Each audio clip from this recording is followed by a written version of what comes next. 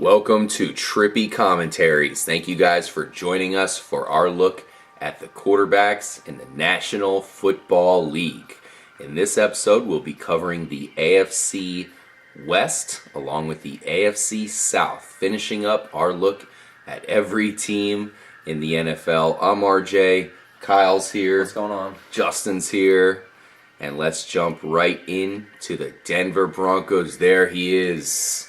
Peyton Manning. He's won one Super Bowl in his lifetime and certainly has won many MVPs, many playoff games. Last year, there's no other way to say it, he got his ass kicked in the Super Bowl. This year, they seem like they are restocked for one last run because we got to say, this is probably Peyton's last run. We might get one more year out of him, maybe 3 if we're really lucky. I'm sorry, I meant to say 2, of course, 1 after this season. So right. We'll see what happens. I think we definitely will see him make the playoffs, provided he stays healthy. What are you looking at, K-Mac? Oh, I mean, I could see him playing maybe 3 more seasons if he needs to. Yeah. This guy, we call him like the $1 billion man now because he's going to get injured, yes, but they have technology now to get him back on the field. I see him continuing his success this year. Getting Emmanuel Sanders was huge for them. I feel he's more of a threat than Eric Decker was. Yep. He's something they need. Eric Decker, to me, and Demaryius Thomas, kind of possession receivers, kind of mimic kind of same game. Emmanuel Sanders is that guy that's going to be all over the field now. He's going to help complement Wes Welker and Demaryius Thomas. And, I mean, you could talk for days on how good Peyton Manning is. Yeah. What do you have to say about Peyton Manning, Justin? Well, he's one of the best ever. One Super Bowl is enough for me. In my book, if you win one Super Bowl, you're going to be a Hall of Famer if you have that longevity. He's vindicated. Oh, absolutely. So, all the records. The legacy talk, that's just media hype. Yes, sir. He looks like he's going to be fully healthy coming up. Another extra guy there, Emmanuel Sanders. Decker had a great year, so that's going to be hard to replace. But if it's going to be anybody, it's going to be Sanders. He was tearing it up for the Steelers last year. Mm-hmm.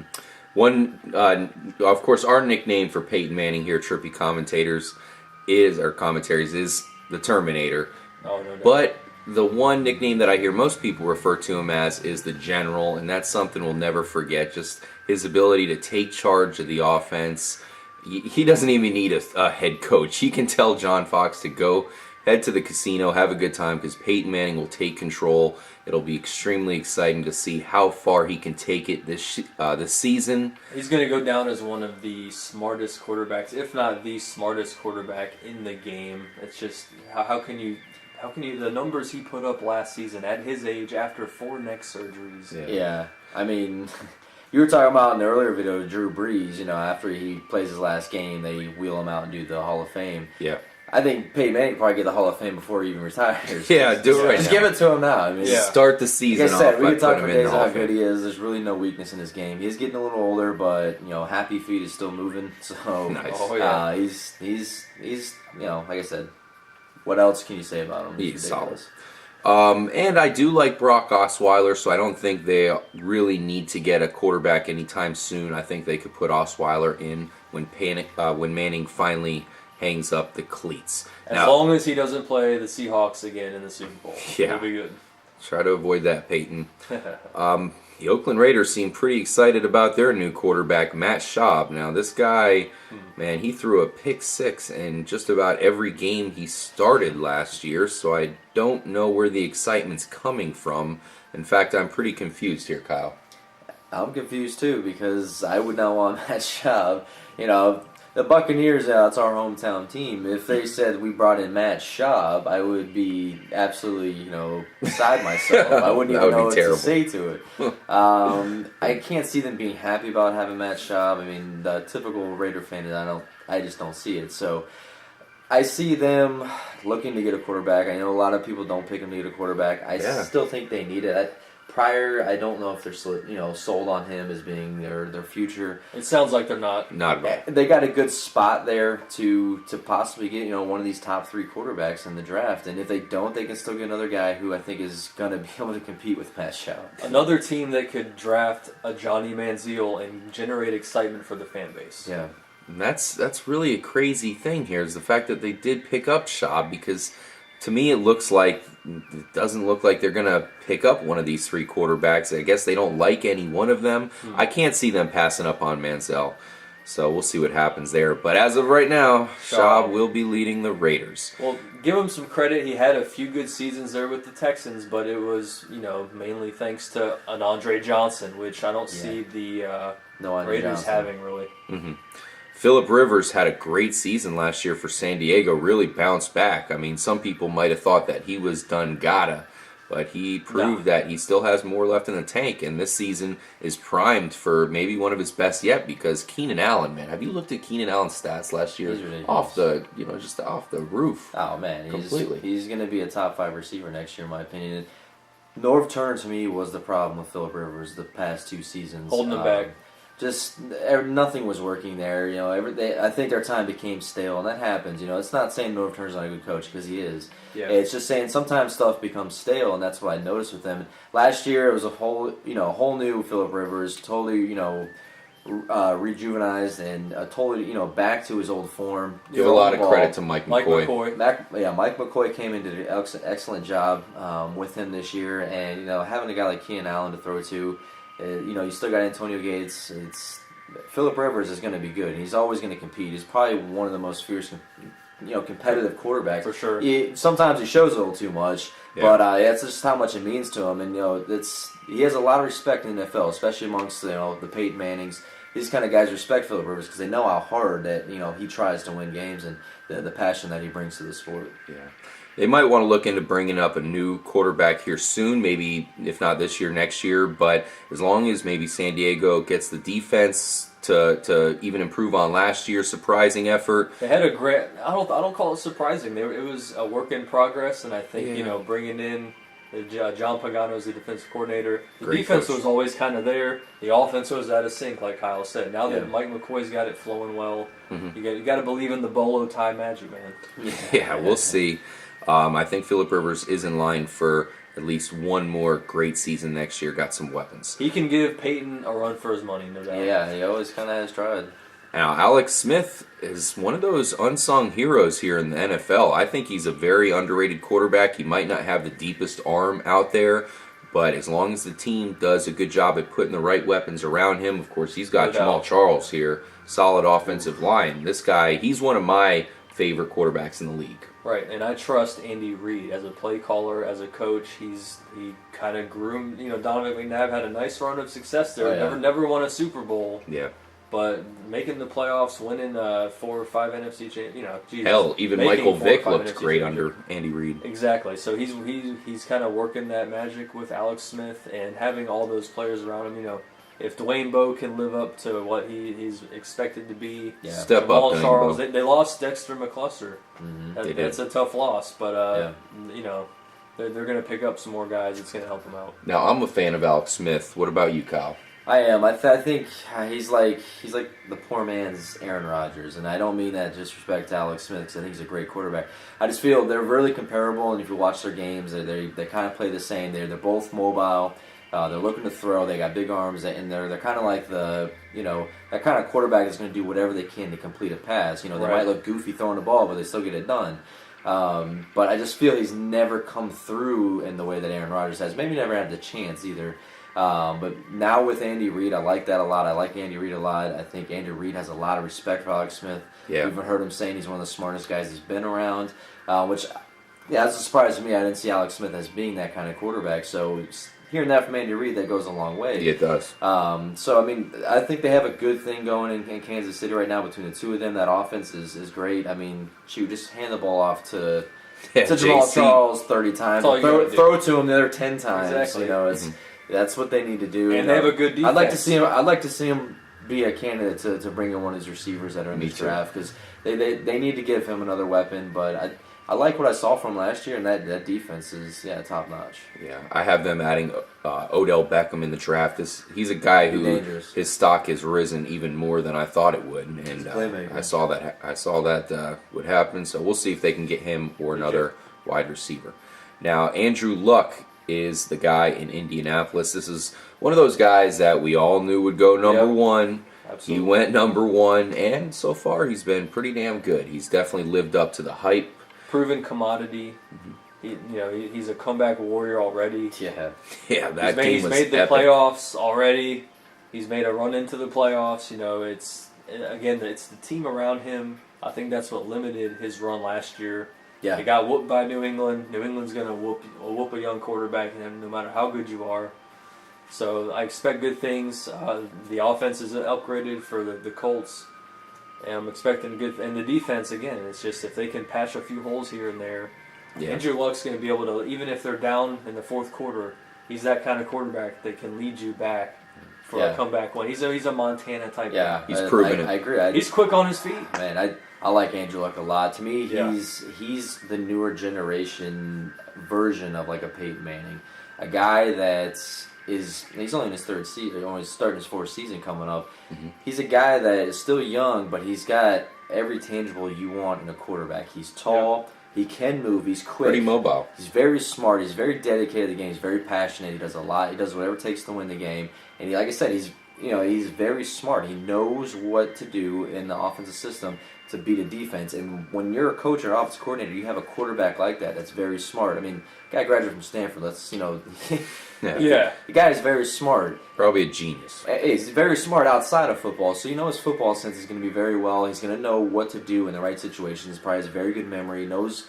everything that's going on, and that's key. And I just see nothing but good things coming for Andrew Luck. Hopefully, he never has to deal with injuries. He's got kind of the knee issues already. So hopefully that never affects him, because he has a lot of potential to be one of the next best quarterbacks to come through. Exactly. If he can work more on being a pocket passer, he obviously he can scramble, but limit that and limit the hits. Yeah. But being in that division, he's pretty much set up for a string of success here. The other three teams we're going to discuss in a minute, their quarterback situation's iffy at best. So terrible. Andrew, it's like Peyton Manning back in the day in the same division. Yeah, exactly. He's set up to win a lot of division titles in a row. And I really feel a Super Bowl coming for him in the next few years. He's got that kind of, charisma, the energy. He can drive a team. He's a warrior. Good call, Justino. Now, Houston, this is one of those teams that, right now, their guy is technically Ryan Fitzpatrick. I think Ryan Fitzpatrick would be an excellent player to really groom one of these rookie guys. Yeah. I personally feel that Johnny Manziel is going to go number 1 overall to Houston. Perhaps Blake Bortles. It's got to be somebody. I don't think Ryan Fitzpatrick will be their guy game 1. What do you think, Kyle? I agree. Fitzpatrick, another smart guy. Harvard graduate. Another very smart guy, smart quarterback. He's a good guy to have to draft a quarterback, and we've been talking about this. A lot of other people are saying Clowney's going number 1 no matter what. I've heard that. I just don't see it because, it's great to have a great defensive end, but guess what? They already have a great defensive end. They already have a good defense. Their defense is not their problem. They really need a good quarterback, and they need someone to build another team around. Yeah. Foster, we don't know what we're going to expect from. Hopefully he bounces back and he can be, one of the better running backs in the league like he was. Because that's going to help any quarterback, whoever's there. But they got to go quarterback. And a guy that I feel is really getting undermentioned is Bridgewater is going number 1 because he is the most NFL ready quarterback in this draft. So if you're that Houston team, you got a guy that you want to come in and start right away. Yeah, you might want to go Bridgewater. Now it's not going to happen. Go with the hometown boy, Manziel maybe. Bortles, I just out of those two, I don't see Bortles being as good, but. For Houston, they got their and then they're talking about they like other quarterbacks later in the draft. Maybe they trade out of that number 1 spot. I'm sure a lot of Houston fans would be very upset if they did that, though. Wouldn't it be funny if what happens? They don't get the quarterback, but who's waiting there in the second round for him? None other than Mr. Derek Carr. Wouldn't that be funny if they went down the Carr road, so to speak, all over again? Hopefully the second time it would work out better for them. So, jeez, I sure hope so. But that would be interesting if they got Manziel. That would certainly be an interesting spot. Yeah. Like you said, Teddy Bridgewater. I'm hearing that they don't like him at all, but I agree that he is a guy who.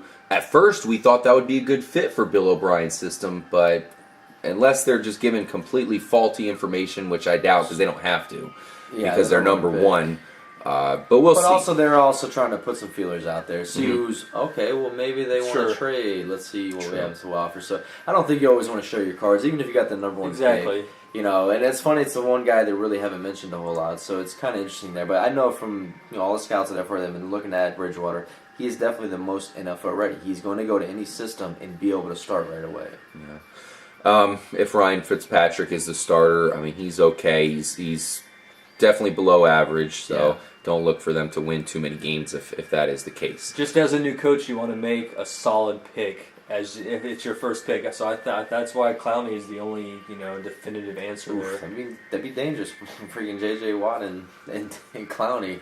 Right, absolutely. Now, I'm starting to question Jake Locker quite a bit for the Tennessee Titans. Yeah. This is a guy with a lot of talent. In fact, he kind of reminds me of Blake Bortles as far as when he came out of the college. He's just had all the tools, big guy. Doesn't really have too many good receivers around him. Kendall Wright is certainly great, but not one of those star quality guys. So they're going to need to add some players to help him out, and this might be his last shot this year. What do you think, Kyle? I mean, last shot for Tennessee. Yeah, I don't know about last shot for to find a starting spot somewhere else, but just doesn't seem like something's clicking right in that offense. I don't know if it's the system they're running is not working for him, because this guy had a lot of upside on him. I mean, when Tennessee got him, I was like, okay, well, looks like a good fit. This looks like a guy. He's fast. He's got a big arm. He's kind of one of those competitors who can do whatever it takes to get a first down or to score a touchdown. So I had a lot of potential thinking he was going to be good, but I haven't seen anything yet. So and we really got to say this guy is pretty much as injury prone as it gets at this point. He's just injured all the time. I am off the Jake Locker bandwagon. I just feel like Tennessee brought in a new coaching staff. Ken Wisenhunt is a pretty damn good coach here. Yeah. I think it's only a matter of time before we probably see them go a different route. Any thoughts yourself there, Justin? It's really getting rid of Chris Johnson, losing Kenny Britt. I mean, even though they didn't even use him that much last season, which is questionable. I think the health concerns here outweigh everything else to do with coaching and the system, and it's unfortunate. I think shit show right now. The guy has talent. We wouldn't be surprised to see him good this year, but our money is on that. He probably, if he doesn't have a negative season, he might get injured again. Last guy we got to talk about to sum it up is, well, maybe not this guy in particular for the Jacksonville Jaguars, Chad Henne. Maybe we should talk about who they're going to get to replace Chad Henne, because Henne can be good. He's not going to win you any division title, I'm sure. No. They have a high pick. I have them picking Blake Bortles. What do you think, Justin? They're obviously going to go for one of these top three quarterbacks. You think so? They have another franchise that's kind of needs to reinvigorate the crowd here, the fan base. So what are they going to do? For sure, they have to draft someone that's going to bring energy. I think it's either going to have to be Sammy Watkins, because it's like when they brought in Justin Blackman, so many expectations not met. You feel like Sammy Watkins could really help this team out, and those expectations will be met. True. And go beyond that. Chad Henne could be a good stopgap between the next quarterback you get. Maybe they wait until the second round and draft a Derek Carr. Yep. And we do have to say, Kyle, is they just sunk a really high draft pick into Blaine Gabbert there, and that was a failure of epic proportions. Right. Are they going to be able to draft the quarterback high again after doing that? They have to. They got to be spooked. They can't wait. They have to go with one of these, whatever those top. Now, obviously, they're going to get a chance to get one of these top three quarterbacks. So, and they're probably going to have their picks, whoever they want to pick. So, they have to take one of these guys, because I just don't see in China. I like Cecil Shorts. I like Blackman. I think when he's playing and he's not suspended, he's a great player. I mean, we've seen him really show up and look really good. Can't count on him now, though. But that's debatable. I mean, we could see him bounce back now once he's allowed back in the league. Right. When that happens. Hey, Plexico Burress was allowed back in the league, so it's possible. So, Chad Henne's just not going to get it done. He's had a lot of seasons to try to prove himself. He had his run with the Dolphins, and he never really did anything.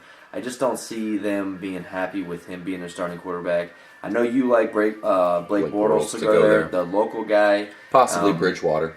But exactly. I think if Bridgewater's available, they take him. If Houston goes Manziel, I could see them going Bridgewater. The whole hometown thing, I mean, they didn't take Tebow, so a lot of people thought they would. It's hard to go with the hometown thing. Yeah, so, I mean, we'll see what happens, but to me, they had to pick up a quarterback. Yeah, absolutely. We'll see. They have a very high draft pick. They have some quarterbacks available. It would shock us if they don't grab one of them. I could see if Clowney's available, maybe they go with him, but then that still puts them SOL as far as quarterbacks concerned. Yeah. Right, like historically, quarterbacks are some of the most unreliable picks. It's either hit or miss. Yeah, absolutely. So there it is. That's a look at all the quarterbacks. Drop your comment if you guys have any that you want to go further into depth with. Thanks again for watching. We really hope you enjoyed. Hopefully you are ready for the 2014 NFL Draft. This is going to be a really good one, guys. And we can't wait here at Trippy Commentaries. Hit us up on Twitter if you'd like at TripComs, I believe it is. Yes. There is a link on our homepage at the Trippy Commentaries YouTube page if you guys want to click on that. So for Kyle, Justin, thanks for listening. I'm RJ. Yeah, we appreciate it. Guys, enjoy the draft and make sure to drop your comment to talk to us anytime. Peace out, guys, and we'll see you in the next episode.